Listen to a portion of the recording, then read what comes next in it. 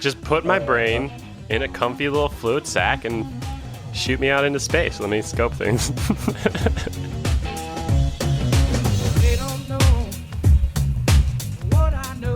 Welcome back to another engineering podcast. I'm Adam. Brian. I always kind of chuckle right at the beginning of that, and I think it's because the listener can't hear it because they're not listening to the whole session. But welcome back is always preceded by an awkward pause so that it's easy for me to find in the video. Yeah. Or the audio, which means in the video, it's always you and me making a goofy face of like, hold your breath. We're about to start. And let's do a podcast. Ooh. Plus, we got to switch into like super suave podcast host mode. But for real, welcome back. We got a whole bunch of new listeners because as this is the beginning of the second season, Yay. We're early in the second season. We've done a lot more active recruiting. So welcome to the new people checking us out. Yeah, new people. You're great. And thanks for checking us out. We appreciate you. We're glad you're here. Last week was a heavy one. It was sort of our post-election episode, right? That shit drained me. Yeah. What did we talk for 4 or 5 hours straight? Yeah, and what you listened to was like the last hour. I was really proud of how well we dialed it in to something worth talking about after like 4.5 hours of just what do you make of this? No, that won't do. Start over. Yeah, right. I like that episode. I'm really proud of it. It feels good. I can send you the other hours if you want. Yeah, I don't know that you'd be as proud of them. They're behind the scenes 5 hours of extra podcast data. Right. Anyway, so this week we're gonna try to do more of a hit list thing, where we're just gonna power through a few goofy topics. We're gonna celebrate the holidays. First on the list, we got or not holiday. Adam. Yeah, no, let's do it. Sorry, we celebrate different holidays. What, do we celebrate different holidays? I don't know. That's the best I could do for a jingling noise. I completely forgot about the holiday. I was so excited about the first topic that I forgot I need to introduce the idea that we're going to make this a holiday episode. But holidays are happy, right? Happy holidays. That's what they say. First one I got is holiday flavors. So as we were setting this up, you were telling me about your delicious peppermint cold brew. Yeah, hell yeah. Said, oh, that's like a holiday flavor, right? I've been eyeing it up for a week or two, and I was in the grocery store last night with my fiance, and we both kind of looked at it, and then we noticed the other one was looking at it. We're like, yeah, let's get that. Let's get that and have some. Unity there. So I was watching TV with a roommate, an old roommate of mine who's a chef and went to culinary school, and like in his free time, he sits around and reads books about the history of food. I used to always hang out with him in the kitchen because he knows I don't give a shit about how to make the stuff, but I'm really interested in the chemistry. And so he'll explain like, oh, well, at this temperature, the caramelization, blah, blah, blah, blah, blah. I was watching TV with him once, and an ad came on for some kind of like spiced beer or something like that. And I went on a screed about the bullshit consumerism, like the way that they've hijacked peppermint as a flavor. Like I went to this place of like, yeah, holiday flavors are completely made up. And he was like, no, actually. And then explained to me, like, so he cinnamon, nutmeg, peppermint, the things that we associate as holiday flavors are actually a product of things that would last through the winter when preserved. Oh. Cinnamon, nutmeg, they're both dry. Sticks. They're fucking sticks. They're dry things where as long as you dry it out, it's never going to go bad unless it gets wet and molds. Oh. And so that's all that was left by the winter months to season your food. And so everything would taste like cinnamon, nutmeg, interesting, peppermint. What a pleasant coincidence. Right? That's about all I've got on holidays. But it's worth thinking about, right? The idea of that that food history thing, right? And that cynical idea that they hijacked this for the purpose of selling. They didn't make that shit up. Not like Fat Jolly Santa Claus, which, as I understand it, is pretty much made up by Coke. Oh, he's really snuggly looking though. Yeah, I don't know that it's bad. I feel bad because he's white. He's not always white. I saw an article about an African American Santa at the Mall of America, and I think it was causing some problems. Yeah, but it was in the context of the problems it was causing, which is Too political, too social. political. Ring the jingle bells. Oh, yeah. We really do need some. We're just going to talk about cinnamon and spice and everything nice today. I might actually have a tambourine somewhere. I used to have a tambourine. One of my friends smashed it after a particularly exciting jam session. Pro tip, when you smash a tambourine, you end up with 3 tambourines. Good point. Okay. Next on the list, I had Costco story. Nothing's more holiday than going to Costco. Shopping in giant throngs of people. I only go to stores around the holidays sometimes. So I was at Costco and I was like 3/4 of the way through my shopping trip. So I had a cart that had like maybe 12-ish large quantities of unique items. Like there was a pack of gum, some pickles, like some like butt wipes, like and you know, Costco, because it's crazy and it's a crowd. Like occasionally it's easier to just leave your cart and then go grab a thing in an aisle next door and bring it back to your cart. Mm-hmm. And generally, no one ever screws with your cart. So I left my cart, went around the corner, grabbed some frozen vegetables, came back, cart was gone. Now, sometimes an empty cart will disappear because someone steals it or like staff just puts it away, so it's not in the way. But like this had stuff in it. And so first I thought, okay, maybe I left it somewhere else, and I tried to find it. But then after that, I was like, shit, what if I like, I started having this thing of feeling like I needed to go through the exercise of like, I had to retrace all my steps. But then I was also like, well, because I needed to get that stuff still. So, but then the whole time I was very actively aware of like trying to make sure that I remembered going through these steps. Like I even checked, I checked my phone for text messages I remembered sending while I was. Were you concerned that you had imagined shopping at Costco? I was concerned that I had dementia. I'm trying to think of the last time I lost a cart at a store. It usually is like you said, it's like an empty one, and you're like furiously looking for something in the store, and then you finally find it, and then your cart's gone, and you're like, God damn it, I've been looking for this thing for hours, and now you're holding something heavy at like Home Depot. But the whole time I ended up having this sort of philosophical experience of like, what if I did lose that moment, you know, like, or what if this was Alzheimer's? I think it maybe draws attention to the fact that shopping is often a mindless activity, and so your brain doesn't bother to record the information at a conscious level. You're just kind of like, oh, I know where the coffee filters are, and your brain, your body just goes. So I don't think I would have had that crisis if I had been more deliberately doing a task that took concentration. And so, like, it could have been that I just, like, gas capped it, you know, where you close your gas cap and you close the door on the tank, and then you get in the car and go, did I close the gas tank? And check your mirror? Like, oh, I did. Okay, good. So many things like that every day. Just autopilot, right? Is your routine shopping so scheduled that it's always Monday and it's always Costco and it's, like, the same route in Costco? Basically. I don't always get exactly the same things.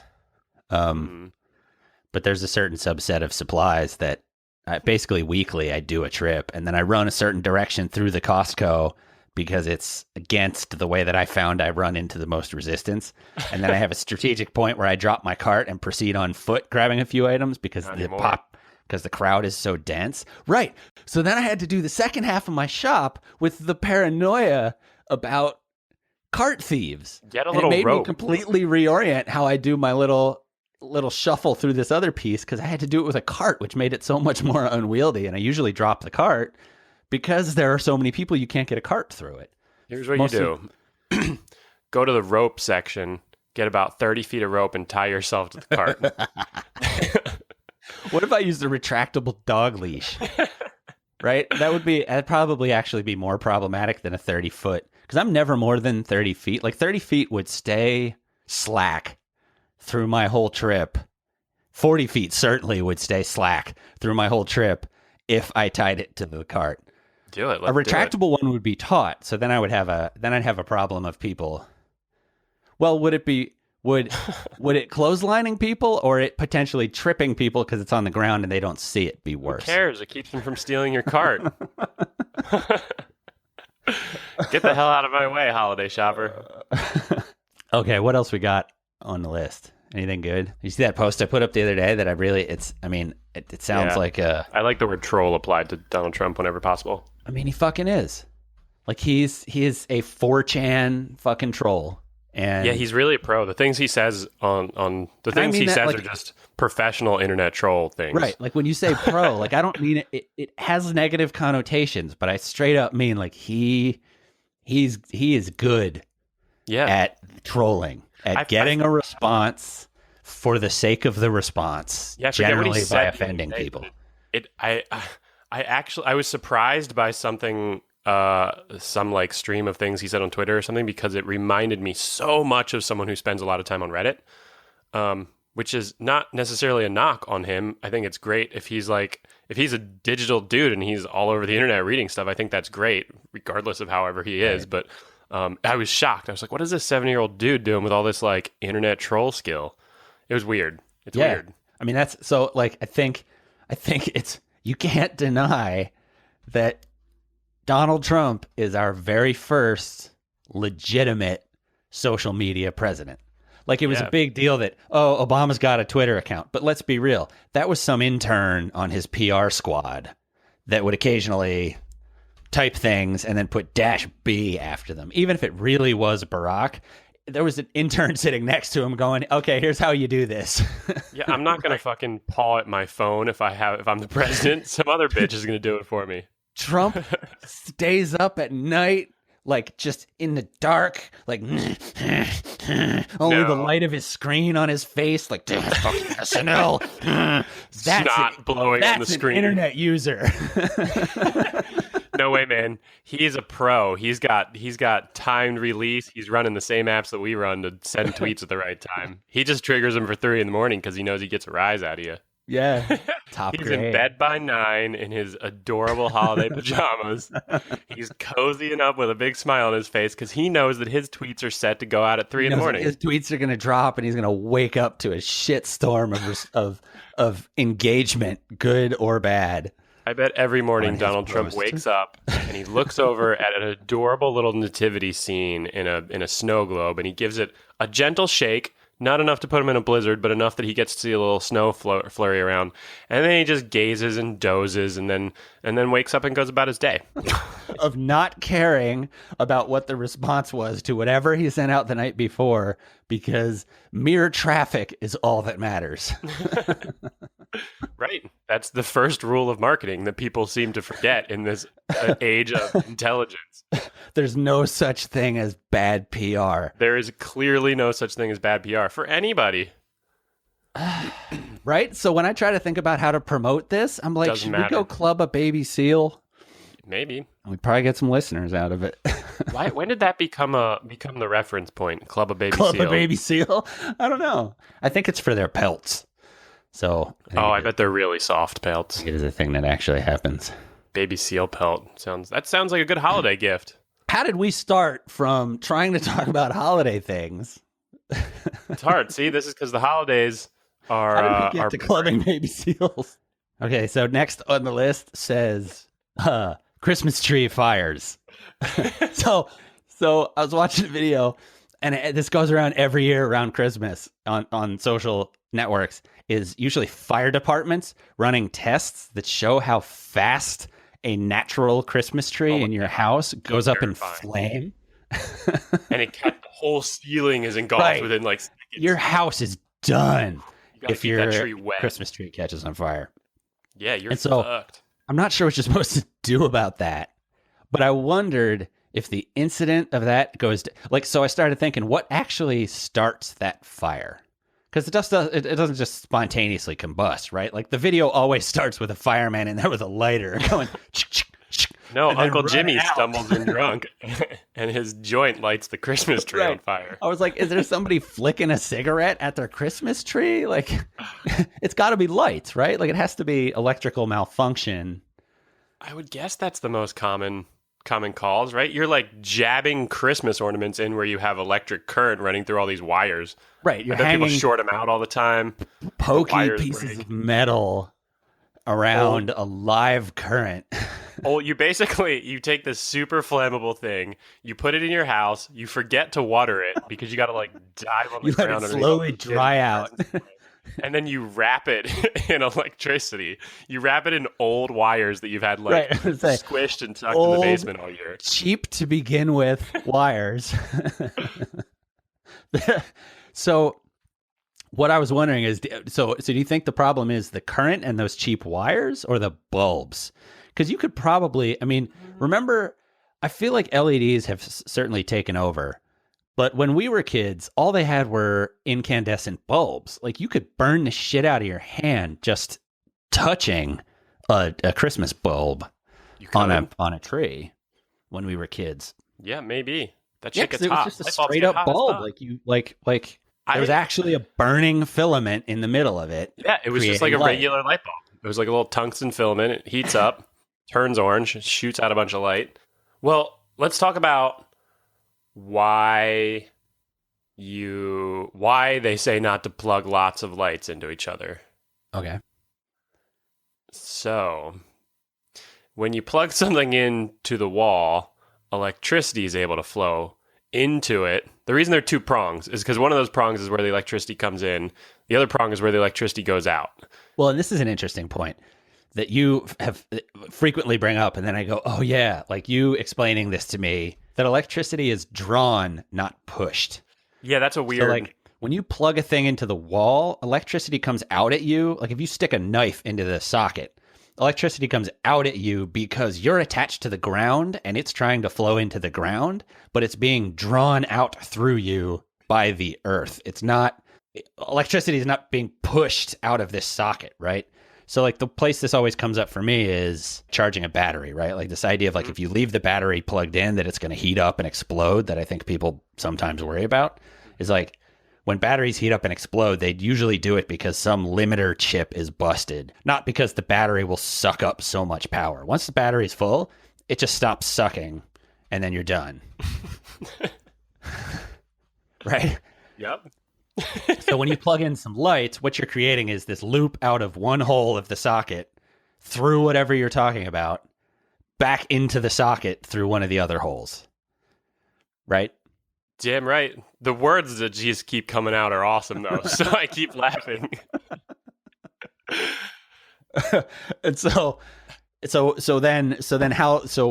what makes the lights turn on once you got that loop established by plugging a string of lights into the wall?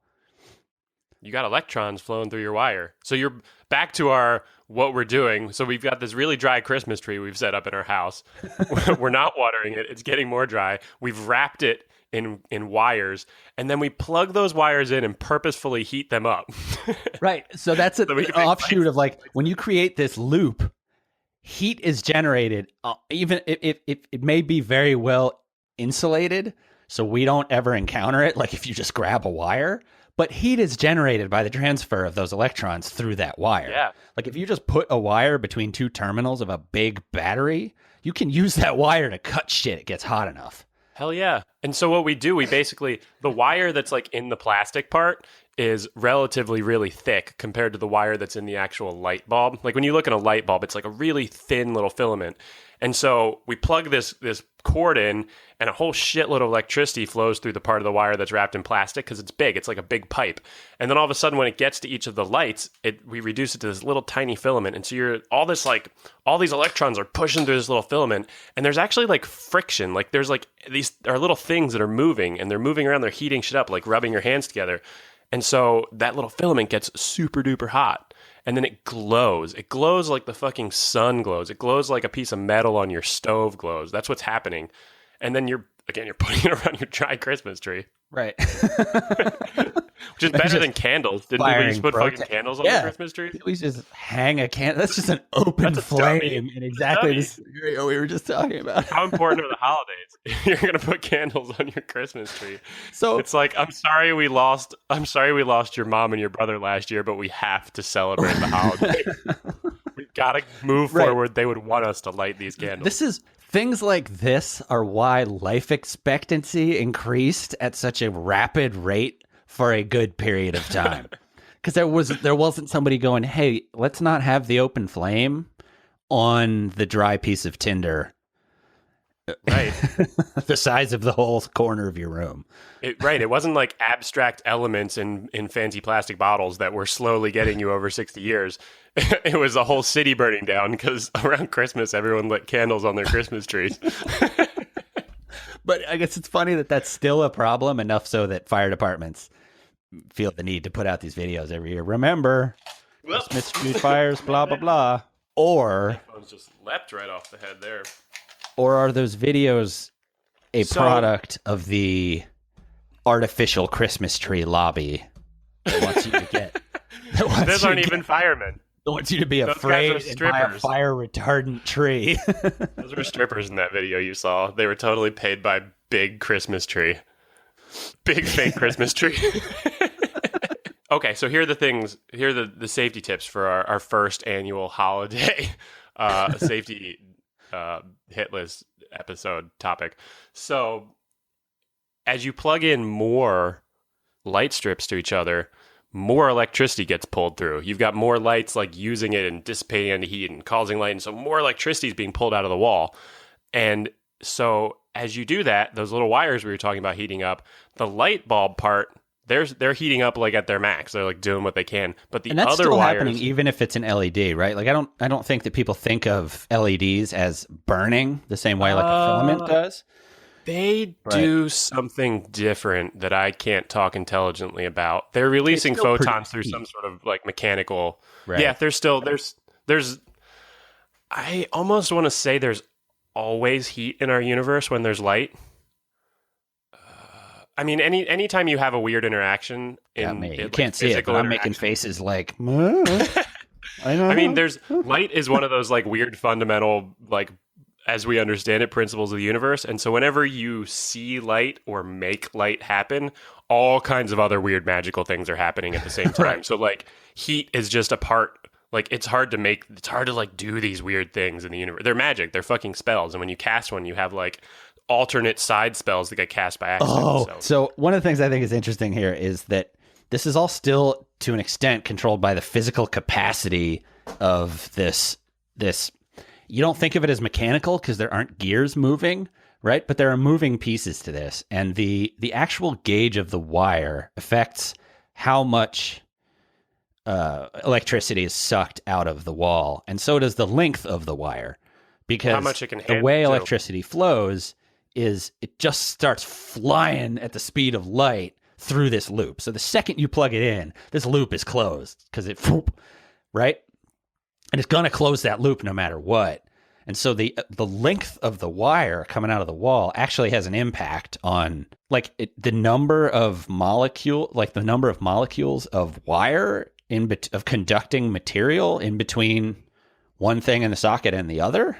Or it means there's more, so first of all, the caveat, electricity is like the most confusing thing in my head. So these are really interesting questions. So the more wire you have but it's like directing water, right? Yeah, water is usually the analogy that's used, and it's not, it sort of falls apart when you get into the actual what's happening with electricity, but it's a pretty good mechanism to think about, right? So think about like your refrigerator or your washer dryer. They've got big cords on the back, like a big hefty cord. Or think about like a big like garage outdoor extension cable. It's partly thick because it's like insulated and stuff, like but it's just orange things. It's designed to plug 50 lights into, right? So you can like pull a lot of water through that cord.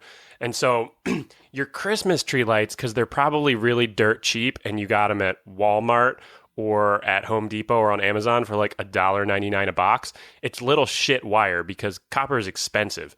So these wires are really, really thin. So think of the wire inside the green as almost like a baby light bulb filament. And so when you plug 15 strips of lights into each other, what can happen, and we'll get to a reason why it might not in most lights, but what can happen is all of a sudden the wire in there starts to heat up just like the light bulb. So you're pulling so much electricity through that wire that the actual wire inside the plastic part gets hot. And so it's not going to glow because you're not pulling that much heat in yet. But in theory, if you plugged 1,000 in a row, like it is, your whole fucking strip is going to glow and your whole thing's going to become a light and then your tree's going to poof.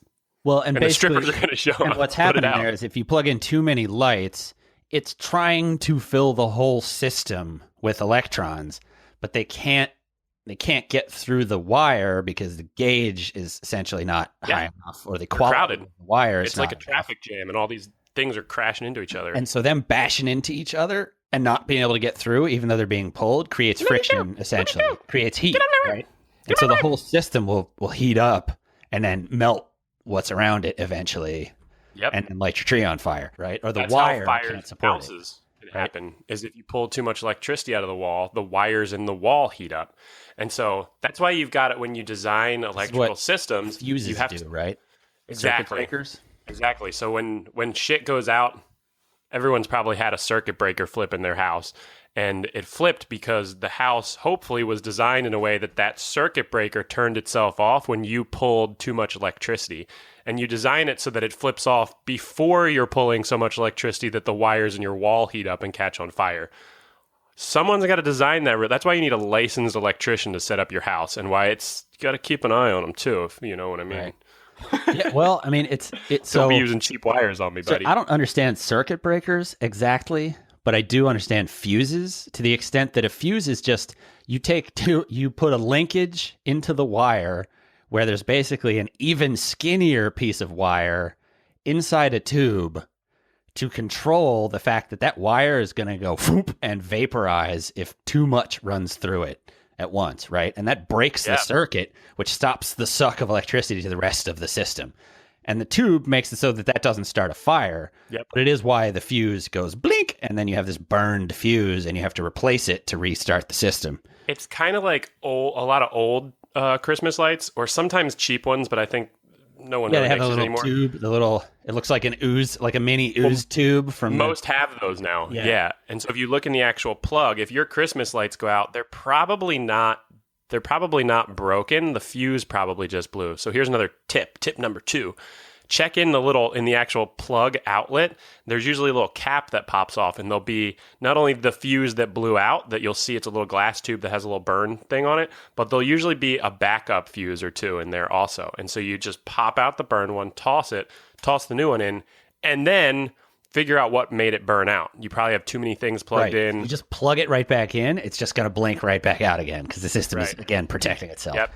Now, if you want to start a fucking fire, you could close that loop with a piece of your own wire, and you would have cut the protective mechanism out. And just toss a paperclip in there. Yeah, toss a paperclip in there. Or like what people used to do in their houses, like to get their power back on just for the night, would be to put a penny in the fuse slot, and then they would forget that it was there, and that would burn their house down because they would draw too much off an outlet with a penny fuse in it. Yeah, so the penny's gonna let a ton of electricity flow.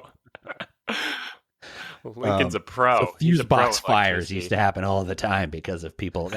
Well, that's a big piece of one of the reasons houses burn down less frequently, I think, today. I mean, I don't know house burning down statistics, but we switched to modern circuit breakers where you go in and you just flip a switch back. That's a relatively new invention. I don't know, 20, 30, 40 years. But they used to just have the same fuse that's in your Christmas lights. They would have a glass tube, but instead of like a little wire, it's a roll of quarters. Yeah, it's a big ass thing in there. And so if you started drawing too much electricity, say you dropped the toaster in the sink by accident, and all of a sudden you're like pulling all the electricity coming into your house is running through the wires that like run up to where the toaster is plugged in. It would take a couple minutes for into that the fuse water out through the drain into the earth. Right? Like you just created a giant hose. Yeah, You broke a dam open in your wall, and Right. so that fuse in the wall is like taking a while to burn. It's taking a couple minutes, and in that time period, shit might catch on fire. You might get a Christmas light in your wall, and it's going to catch on fire. But modern circuit breakers pick that up almost instantly, and they flip, flip, flip, flip. Right. And I don't fully understand how they work, but I don't know how they work either, actually. yeah. So the question of don't plug in too many threads of lights. Are we at a point where, in terms of the lights you would probably put on a tree, it's probably just won't come up? So if you've got Manufacturing and fuse wise, If how you've safe got, are like- you plugging 30 strings of lights in and wrapping them around your tree based on what you would get at like Walmart these days? Target. if they've got a fuse in them, you're probably fine. You're probably not going to flip a breaker in your house. The problem is you're not going to plug so many lights in that you flip a breaker in your house. They don't draw that much electricity. It's that they're cheap and have thin wires. And so if you plug 20 in, if you plug 20 traditional Christmas lights in, I can almost guarantee end to end that they're going to like get fucked up. They're going to melt. But if they have a fuse, you're probably fine. I once went to a holiday party wearing a toga that was held up, and then I had a wreath around my head made of Christmas lights. Ooh. I couldn't find battery-powered ones at the time, so I had to chill by an outlet that whole party. Ideal. No, I'm sorry. I can't move from here. I'm very But it was comfortable. super cool. Yeah, because I just kind of found an outlet by a couch and then sat down and plugged in and chilled there. That's strong. Um, So if you get LEDs, I would say you probably won't own enough length of LED light to cause a problem. Here's a question that you might know the answer to. How do blinking lights control the blink? Is this a computer problem? Is there a chip in there? Everything's a computer problem. There are particular circuits you can set up with some basic like electronic elements like transistors and capacitors and stuff that let you do. You can look up a schematic for a blinking circuit that turns itself on and off as like a capacitor fills, and then it reaches a point that it flips a transistor and it discharges itself, and then it comes back on, and So to understand that, you really need to know how capacitors and transistors work. But the thing that made me think of is this is how Pong works. So it's a computer. This is apparently why Pong is so hard to replicate as like an emulator, because it's such a basic video game that it works by blinking things in the same system that you just described. Like it's not a digital system in the sense of it's not software running on an architecture for interpreting software. It's a system of transistors and capacitors and resistors. Like old Pong? Yeah, that makes you able to play Pong, right? Like, but that's what a computer is. You know, when you do electrical design on it's not fair to not call it a computer. But it's, no, definitely. I mean, anything. But it's such a sea change from just even what Donkey Kong was that it's hard to replicate that now in software because it's so different a system. You could, in theory, reproduce any video game with like electronic components, like little capacitors and little resistors and shit. Right. That's like what a computer is. We just took that stuff and made it smaller and smaller and smaller and smaller and smaller until it virtually disappeared. And so you couldn't really make them because like electricity is not going to flow fast enough to play GTA 5 on a building that's full of capacitors and wire. But like the logic could be reproduced with these like big things you can see. That's what early transistors were. It was like a paper clip and a piece of gum. This is actually a perfect segue into Pimpin' next week because hopefully we're having a guest for our next podcast. Ooh. Who, when we said, what do you want to talk about? He said, well, I'd like to start with some gentle corrections on episode 3 and 9. Oh, no. There's so many things and to I looked, correct. and those are both computer. He's an old buddy of ours from high school. He's a jerk. Who's a programmer, but also, like, he studied, like, I remember he was working on robots and stuff when I would visit him in college. So he's at least that's going to be a fun episode. Interested in robotics and stuff, although he works in software. But I'm curious to see what his corrections are, because they're in the same territory that we were just talking about, like decision trees and mechanical computers. And oh man, he's going to correct like us that. Constantly. Yeah, good. He's going to ruin our image, son. People are going to realize we've been lying to them this I whole realize time. we have no idea. No, this is the post-truth era, Brian. We say a double lot down of when you're incorrect wrong, things and you'll in get every through the episode. interaction. I just want everyone to know that when you're listening through, we make a lot of mistakes, but we don't have a staff to go in and fix them. So You always you tend to bring up the staff when we talk about that stuff, and you're right, because this is one of the reasons that you pay for the New York Times. Like, they have a staff that double checks all the shit that they put out. We don't have that staff, which is why I always feel compelled to follow the thing that's like, okay, forget that the facts that we just told you might not be true. Like, what if they are true? What does it mean for the world? Because partially the reason I want to go to that place is because what if we're wrong about those facts? I don't want the facts that I read you, unless I explicitly tell you, to be anything that you make a decision based on. Just have a think. That's how you sold me. Have a think. Oh, that's a good shirt. That's how you sold me. Because the first couple episodes, I was real nervous. I had like my fact checking out. Well, I had my fact checker hat on. This is what happens when you have scientist friends. Like, we have friends who spend all day poking worms and collecting data to try to prove a hypothesis, or honestly to try to disprove a hypothesis, since that's really the point of science. Like, good correction. So then when we talk about worms, like, I have it in the back of my head that I know somebody who's got 15 years of only thinking about worms. Worm experience. 15 years of worm experience. Yeah, she'll definitely call you out if you screw up information about her worms. Good. She should, and people shouldn't be offended. No, they shouldn't. That's good. But also, we're not a fact organization over here as engineering. No, we're a conceptual organization. We're a spiritual organization. We're trying to move to the spirit side. We came in heavy. We started out. I've been listening to all the episodes since we've been promoting them to people, checking out. The early ones are like real tech. It's like, dude, talking about that button on your camera. I think it tracks with the way that we both came to spiritual approaches to the world, though. Yeah. Right? Like, we started by poking at things manually, being like, oh, this is unexplained. Okay, moving on. Oh, okay. And then we got to this funny place where the two sort of intersected, and that's why we started talking about this stuff, because it was like the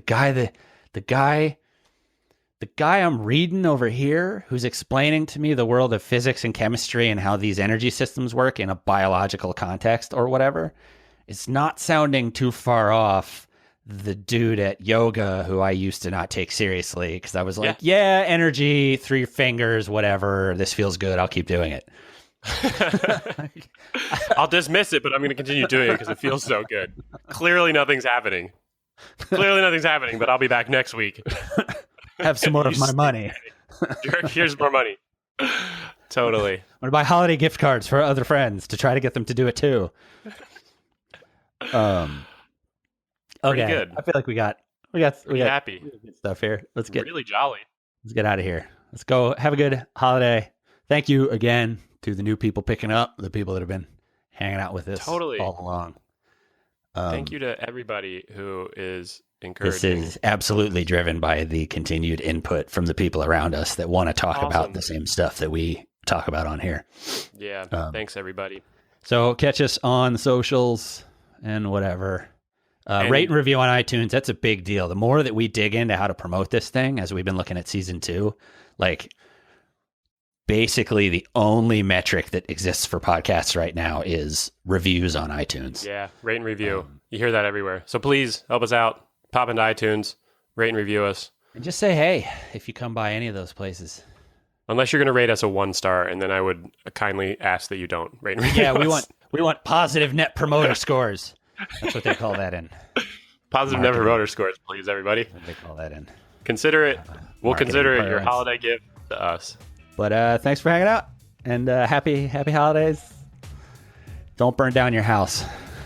One firefighter stripper showing up. I'm Adam. Happy holidays, everyone. I'm Brian. La la la la la la la. They don't know what I know. Dinosaurs are kind of holiday-y. I'll buy that. They were giving out goblets in the sack, and I was like, I don't want the goblet, I just want the sack.